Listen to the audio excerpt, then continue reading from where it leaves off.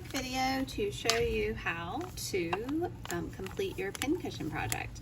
First things first, you're going to put two pieces of fabric, right sides together, pretty sides touching.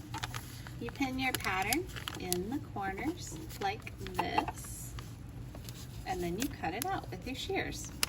Once you're done, you're going to unpin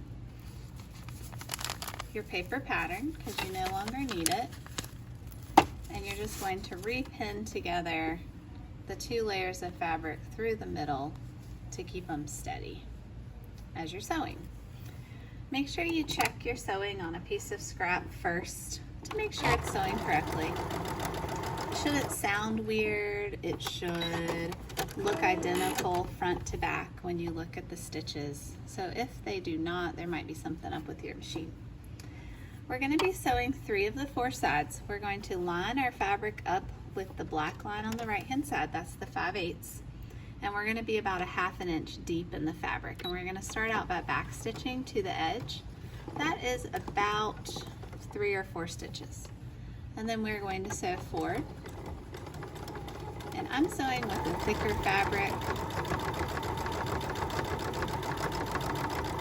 When my fabric gets even with this green line right here on the bobbin case, I'm going to pivot and sew to the other end. The whole time I'm watching right here.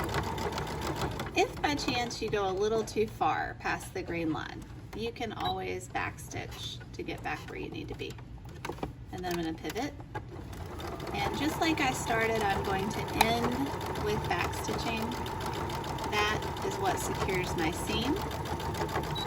So I'm going to do about a 1/2 inch. Okay, so now that I have 3 of the 4 sides sewn, I need to reduce the bulk in the corners. So I'm going to trim the excess fabric off.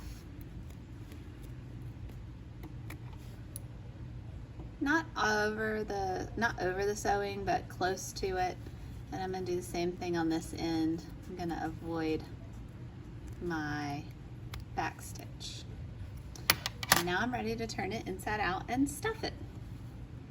Use a chopstick to push your corners of your pin cushion out to make them nice and sharp. And then you're going to fill it with stuffing, and we'll talk about hand sewing it in the next video.